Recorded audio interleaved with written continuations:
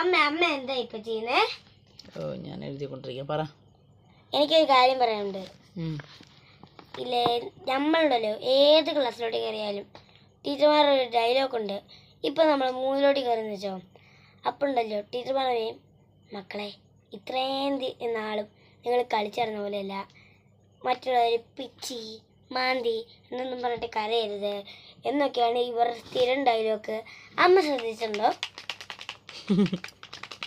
അത് നിങ്ങൾ നല്ലതിന് വേണ്ടല്ലേ ഈ പറഞ്ഞായിരുന്നത്.